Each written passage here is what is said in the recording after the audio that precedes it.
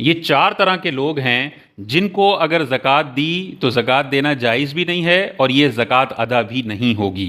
पहले रिश्तेदार, पहले लोग कौन से हैं? बनु हाशिम को ज़कात देना जायज़ नहीं है और अगर दे दी तो अदा नहीं होगी। बनु हाशिम यानी हाशमी ख़ानदान, और हाशमी ख़ानदान में कौन आता है?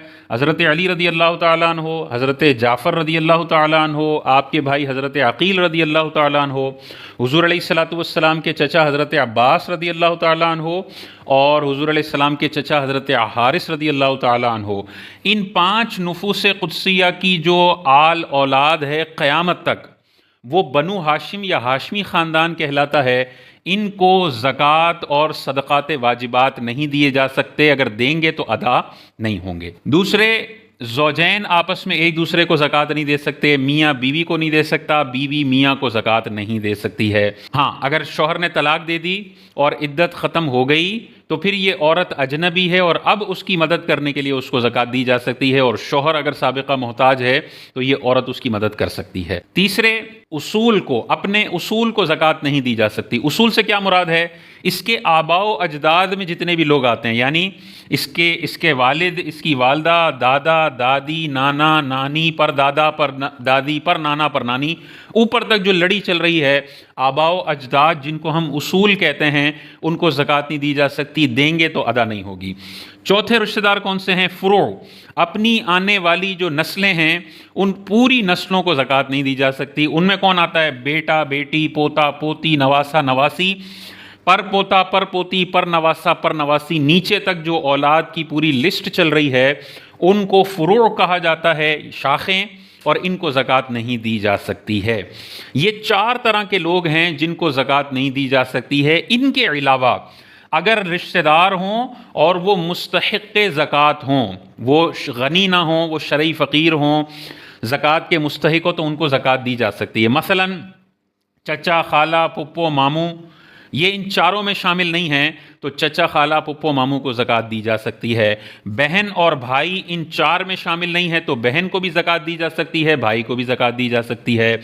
बहन भाई के जो बच्चे हैं, भतीजे भांजे, उनको भी ज़कात दी जा सकती है क्योंकि वो इन 4 की लिस्ट में शामिल नहीं हैं।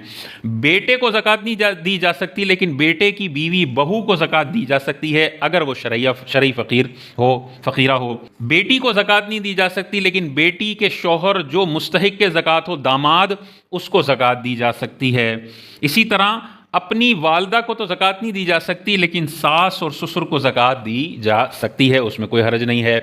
इसी तरह कज़न को ज़कात दी जा सकती है, उसमें कोई मसला नहीं है। इसी तरह अगर कोई सैयद औरत है, हाशमी औरत है, और उसका निकाह गैर हाशमी मर्द से हो गया, तो इस सैयदा औरत को तो नहीं दी जा सकती ज़कात, लेकिन इसका जो शौहर गैर सैयद है उसको दी जा सकती है। और इनकी जो औलाद होगी तो नसब चलता है बाप से, तो सैयदा औरत का अगर शौहर गैर सैयद हो तो फिर इस औरत की जो आगे नस्ल चलेगी वो सैयद में शुमार नहीं होगा, उसका वो गैर सैयद होगी, क्योंकि नसब बाप से चलता है।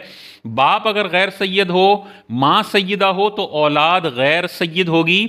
और इस सूरत में इस सैयदा औरत के जो औलाद है गैर सैयद बाप से, उस औलाद को भी ज़कात दी जा सकती है, क्योंकि अब वो सैयद ना रही, क्योंकि बाप उनका गैर सैयद है। तो इन 4 को नहीं दी जा सकती, बाकी इनको दी जा सकती है। और सबसे पहला हक़ ज़कात के अंदर अपने करीबी रिश्तेदारों का है, अजनबियों का हक़ बाद में आता है। सबसे पहले बहन भाइयों का हक़ है, चाचा, खाला, फुप्पो, मामू का हक़ है। बिल्कुल करीबी रिश्तेदार जो हैं, अगर वो फाकों में ज़िंदगी गुजार रहे हैं तो सबसे पहले ज़कात इन पर खर्च होगी और फिर अजनबियों के पास जाएगी। करीबी रिश्तेदारों पर ज़कात खर्च करने का डबल अजर है, ज़कात खर्च करने का भी सवाब मिलेगा और सिला रहमी करने का भी सवाब मिलेगा।